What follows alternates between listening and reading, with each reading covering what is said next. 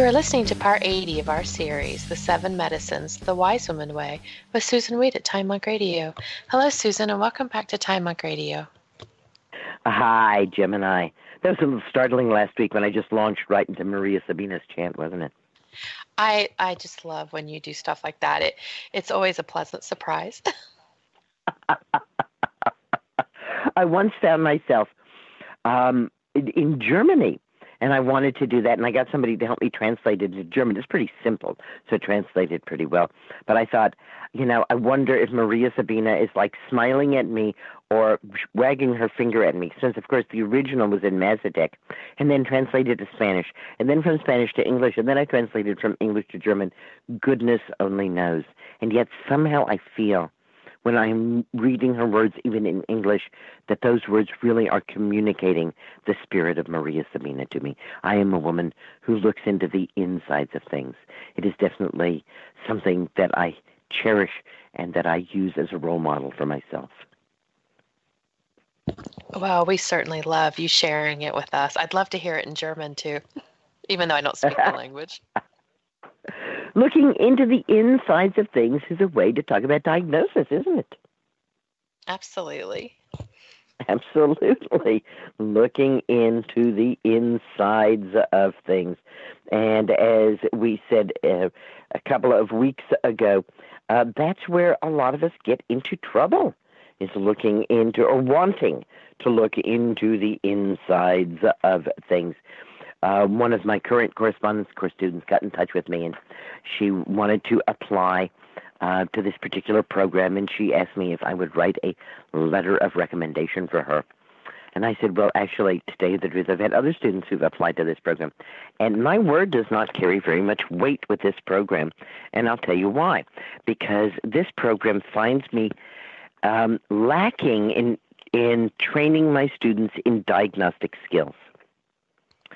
And I said to her, and it's not an oversight, it's a specific choice, because as a shamanic herbalist, I don't think that we do anything that would be recognized as diagnosis. I'm not saying we don't look into the insides of things, and that is a kind of diagnosis, but we're not going to look into the insides of things and say you have bronchitis. So she was a little, taken aback by that and thought it was very interesting.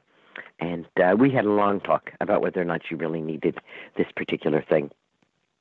I was amazed when I started looking for figures to find that the estimate is that about 12 million Americans are misdiagnosed every year.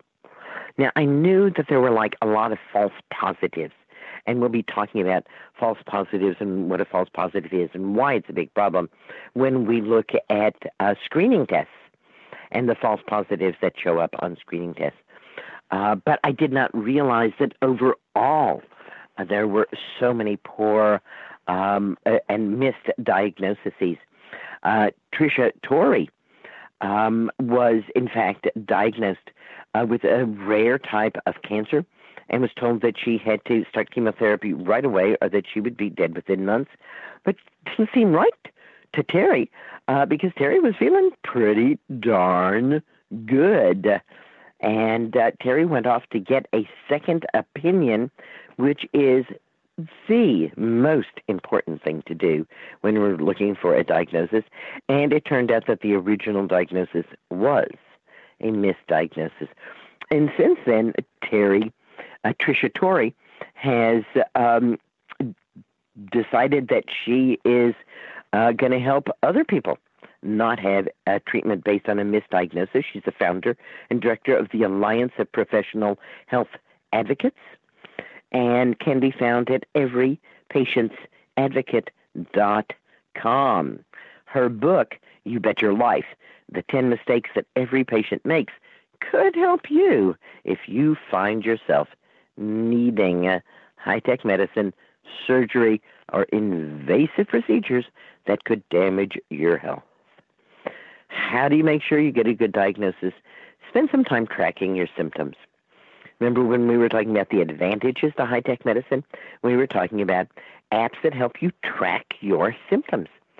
I often complain to people who are asking for my help that they're not giving me enough to go on. It's also the reason that I have a rule that I won't do secondhand consultations, because when I'm not talking to the person who's having the problem, it's much, much harder for me to figure out what's going on because I'm not getting enough information. Of course, I do, as a shamanic herbalist, pick up information from what isn't said, but there has to be the person that I am talking to who isn't saying it, and somebody else not saying it is obviously not the same. And Tricia says, don't let this idea that you're supposed to be tracking your symptoms and being able to talk about them well keep you from going to a doctor. If you're going to go to a doctor even a couple of days from now, you still have time to track your symptoms and to get cogent and coherent about what you're going to tell the doctor. The more specific you are, the clearer you are, the more likely the doctor will come to a correct diagnosis.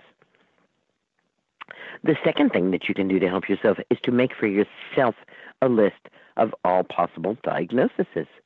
Now, it's certainly true that I tell you don't go on the internet. You're just going to get totally freaked out if you go on the internet, and that's what most doctors will say too.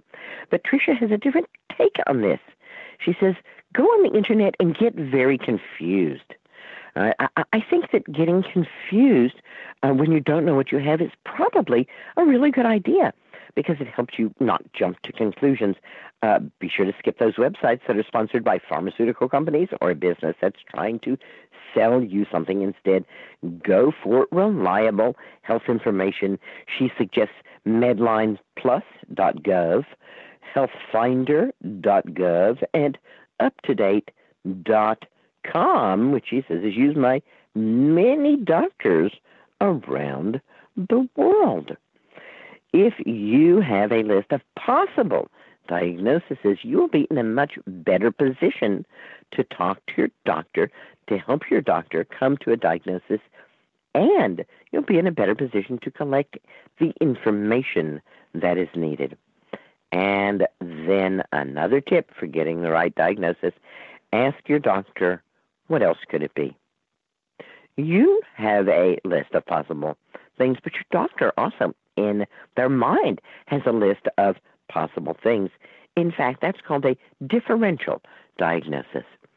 So when presented with a group of symptoms, the doctor usually says it could be A, B, C, D, E, or F, and then starts to say it's not this because this isn't present, or it's not that because that isn't present, or if it could be this, I need to test for that.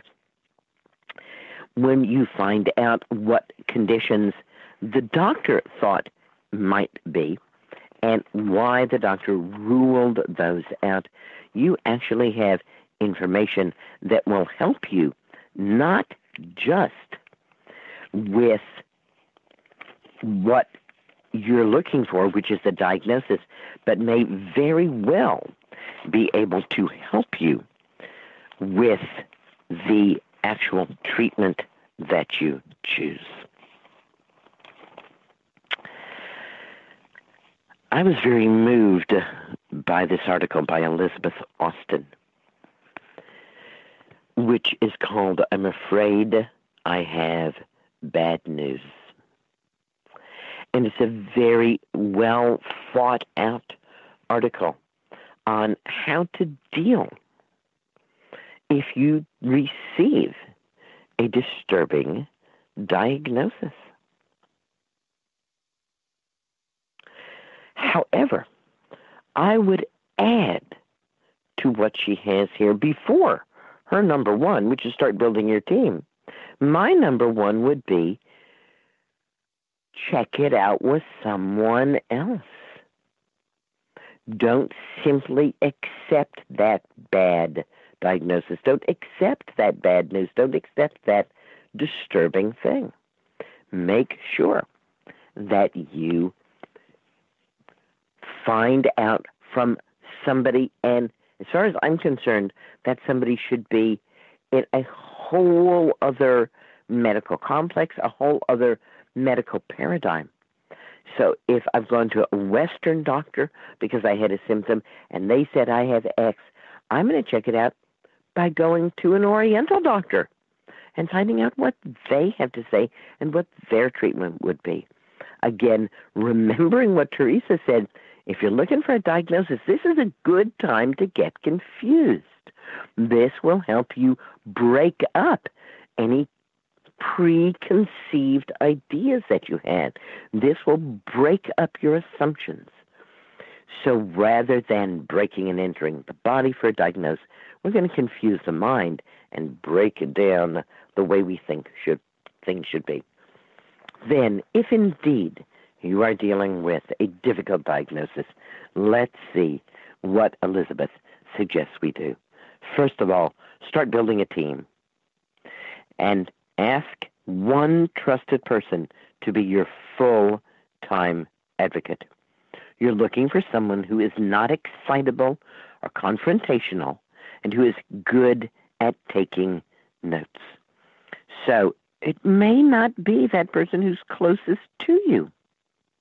It may be someone that you would consider a further away friend, because you want someone who is there for you, not for themselves. And often our most beloved and dear people, when we are sick, really believe they're thinking about us, but they're thinking about how bad they'd feel if we were gone. And so they may push us to do things that may not be the very best for us. Elizabeth goes on to say, you may also need to designate an information manager, someone who can return the daily emails and messages that you are soon going to be getting from concerned friends and relatives. If the news goes out, and if you are gathering a team to help you, then the news will get out. Then people are going to be concerned. You may not have the time or the energy to deal with people. She suggests that you say something on the order of, it means a lot to me that you're interested, but I can't talk about this at the moment. I will keep you updated. And then you get that person's contact information in whatever way you need to get it and give it to your information manager, who can then keep everyone updated. You are looking for people to help you, not people who want something from you. You need right now to pay attention to yourself. Don't let gung-ho doctors rush you, Elizabeth Austin cautions. Okay, there are times when speed can save lives, but most of the time you have weeks to figure out your options. When I got my diagnosis, one of the women that you interviewed said, I felt like there was a cockroach on me. I just wanted to get it off. But jumping into treatment too quickly, she reminds us, is going to lead to regret. Take your time. Really decide what you want to do.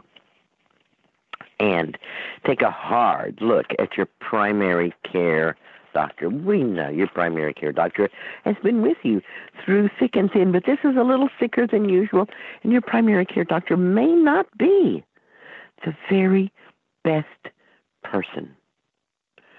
Perhaps your primary care doctor could be your health advocate, but not really, because your health advocate should be available to go to doctor's appointments with you, and your primary care physician certainly won't be available to do that. But don't be afraid of hurting people's feelings. It's your life we're talking about here, and you need the best possible care. Invest in a tape recorder, or take your phone with you to the doctors and push record. If you don't know how to record on your phone, get some young person to show you how to record on your phone and record your talks with your doctor. If for some reason your advocate can't come and take notes, recording the talk is priceless. It's a really good way for you to be able to go home and listen in a calmer fashion to what has been told you. And if you are going for a second opinion, sometimes having that recorded conversation can really help the second healthcare professional to know what went on at your first meeting. Now, at 5, she has suggested getting a second opinion. And she has a wonderful quote from a doctor there who says, When one of my patients says they're getting a second opinion, I think only two good things can happen.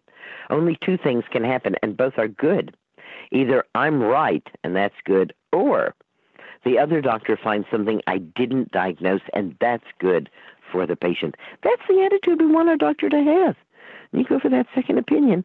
Yeah. 1 in 5 cases, the second opinion yields a different diagnosis. As Charles Inlander, president of People's Medical Society, 20% of the time, it's a misdiagnosis. This is certainly worth taking the time to get not just a second opinion, but a real second diagnosis. And she reiterates what everybody says, which is don't get that second opinion from another physician that your doctor recommends, because that will be somebody your doctor went to school with, and they will basically think alike. Get somebody really radically different. Some questions that she suggests asking your doctor: what's the most aggressive treatment for this condition, and what's the most conservative treatment for this condition? You might even be able to find a specialist who treats your condition and ask that specialist what they think the smartest strategy would be and why they think that would be the smartest strategy. Make the doctors listen to you. Elizabeth reminds us that you are probably going to be encountering healthcare professionals of different skills and different temperaments, and that some of the best physicians are the worst communicators. They do not necessarily have a good bedside manner, but that doesn't mean they are not excellent physicians. If you find that you really need your doctor to listen to you, and they aren't, then Elizabeth suggests saying something like, I need to say something to you. If you promise to listen to me without interrupting, I will speak for no more than 90 seconds. The truth of the matter is you can say a lot in 90 seconds. The Gettysburg Address is just a few seconds over 90 seconds. So if you know what you need to say, get your doctor to listen to you. It's important. Get educated, she suggests, and get upset. Like everyone, Elizabeth says, if you go on the internet, you are going to get so much misinformation and you are going to be needlessly worried. So stick with places like, you've heard this one before, medlineplus.gov. And she offers a suggestion that I had not seen before, which is that Stanford University Medical Health Library offers free research to anyone seeking information on an illness or a treatment. We walk through every patient's case individually and provide scientifically based medical information to help them make informed care decisions about their health care. Find them at http://healthlibrary.stanford.edu. or call 1-800-295-5177. And then a small caveat, she says, don't just print these out and hand them to your doctor to read. It's for you to read, to become an informed patient, and then you may find some talking points that you want to talk to your doctor about. Again, get them into 90-second bursts. Choose your hospital. Now, that sounds pretty simple. What do you mean, choose a hospital? That's what she means. Choose on. Don't just go to the nearest hospital. It may be convenient, but really, the hospital that has the most experience in dealing with what you have, that's the place you want to go. Yes, even if it means flying across the country, even if it means moving, renting an apartment, you want the very best hospital in terms of your particular problem and the treatment that is suggested for your particular problem. Practice really does make perfect. All right, you've chosen your hospital, and now you're there. Checked in, shake some hands, smile, Make some friends. Or as one person said to me, when you're in the hospital, there is nothing you can do to make anything go faster, but there's a lot you can do to make things go slower. So when you get in the hospital, ask about the hospital's patient representative. Every hospital has a patient representative. And if there's any problem, that patient representative is the one who's going to be helping you and taking care of you. So strike up a friendship right away. Find out who they are. Find out what makes them tick so that if you need to ask them for help, you'll know how to get hold of them. And chat up the nurses, smile at the nurses, be nice to the nurses. The nurses have some terrific insider information. They can make your stay more comfortable, and they can really help you get the absolute most out of your treatment.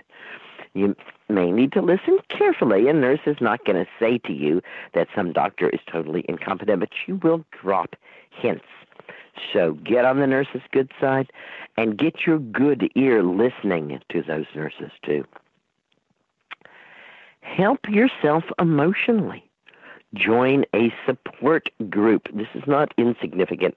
We find that in all cases of major bad news diagnosis, people who have the support of others who are going through what they're going through do better.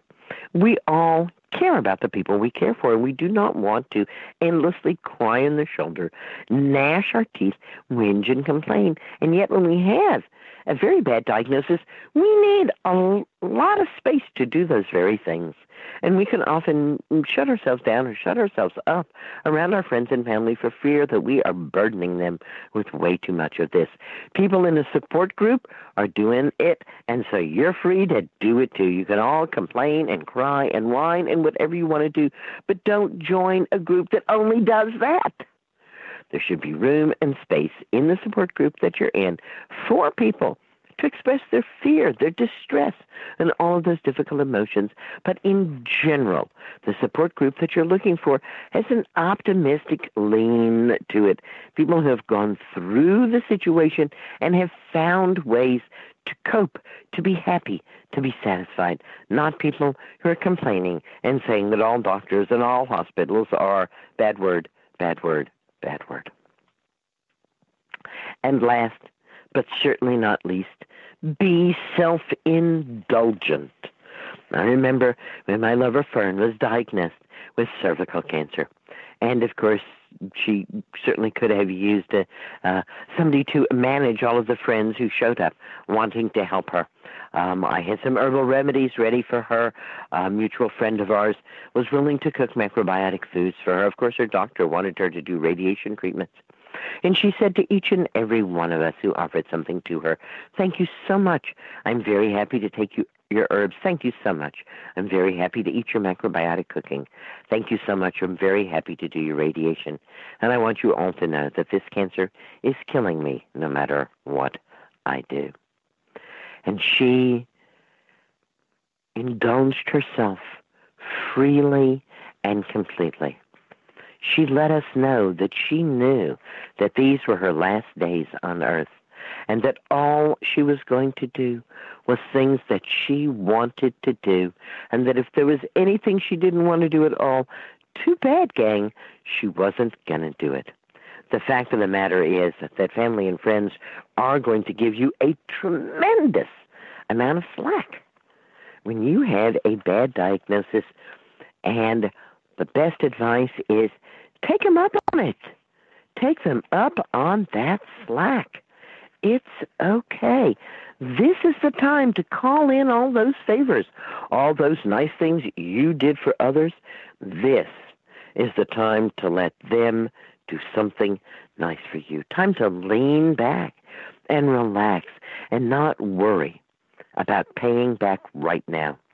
If things go well and you do take care of yourself, then in 6 months or a year or two, or however long it takes, you'll be available to help the next person who's having a problem and to indulge them. So take care of yourself during this time It's what you need, and it makes others feel a lot better about you, too. High-tech medicine. High-tech medicine and high-tech diagnosis. Jill, 52, is a health coach and a personal trainer. She's really into health, but she's received 7 CT scans and 30 sets of x-rays for a variety of health ailments, including something going on in her back and a worrisome looking spot on her lung, and 10 or so mammograms plus dozens of dental x-rays in the past 15 years. With all that radiation, I'm surprised I don't glow, she says. And when I think about it, it makes me uneasy. I'm just trying to get my health problems diagnosed, and suddenly I'm worried that I may have made my health worse. Well, that's where we're going. We're going to come back next week, and we're going to start to look into what is going on here. We're going to start off with tests that you probably don't need and some do-it-yourself tests, and then we'll look at screening tests and the problems with those screening tests. We'll be looking at CAT scans, sonograms, MRIs, and seeing how they can be used wisely and when it's time for us just to sit down and say, no, I don't want to be the person who gets cancer from this test. This test is not needed for me at this time. And that is where we are going in the 7th medicine, looking at high-tech and looking at how we can protect ourselves against the belief that seems to be so prevalent that high-tech diagnosis is part of step 2. It's story medicine. It's clearly not. These kinds of tests are quite threatening to our health. And we're going to find out how to help ourselves if we have to have them, but most importantly, how to avoid having those tests. That totally depends on you, but one of the places I find that people are often pushed to have tests is if they're in any kind of accident, especially a car accident, that there will be a great pressure to be taken off to a hospital and to have a scan, to have an x-ray, to be examined. And what I say to my students is if you feel that you want or need to have that done, please don't refuse it. If you truly think that something might be damaged and you think that would be helpful, then that's the thing to do. But if you aren't being pressured into it and you don't feel that you want to do it at that time, then the magic words are to say, I am a Christian Scientist. Whether you are or not, whether you even really know what that is or not. And I've never met a Christian Scientist who's been offended by our doing that, because their belief is that you shouldn't be going to that hospital anyhow. It will fill your mind with horrible images. So I've had in every situation where I'm being pushed to get into an ambulance, I have found that saying I'm a Christian Scientist, that the pressure stops immediately. I am no longer in any way expected to follow their norms. And I reassure them that if at any point in the near future I feel that something has happened in the accident, that I need professional medical care, I will indeed see to it that I am cared for, although it may not be by the means that they are most familiar with. And that wraps up the beginning of our time with this 7th medicine, high-tech medicine. I want to invite you all to come and visit the wisewomanbookshop.com. And there you will find all 5 of my books for sale. And you'll also find information about my classes that are going on. And I'll be in a great many places this year in the United States including out in the Seattle area doing botanicals at the beach for the Pacific Northwest Herbal Symposium. I'll be in Colorado for the Red Earth Herbal Gathering. And I will be out in California for Goddess Spirit Rising, one of my favorite goddess conferences. I, of course, also continue to offer correspondence courses. And a new thing, I now have online video courses, and my brand new online video course about adaptogens is getting a lot of positive press. People are really enjoying it, and I had a fabulous time making it. Thank you so much for giving me this opportunity to share with everybody here at Time Monk Radio, Gemini. Thank you, Susan. It's always a pleasure to have you join us here at Time Monk Radio. And this concludes... Green blessings, everybody. Remember, herbal medicine is the medicine that grows right outside your door.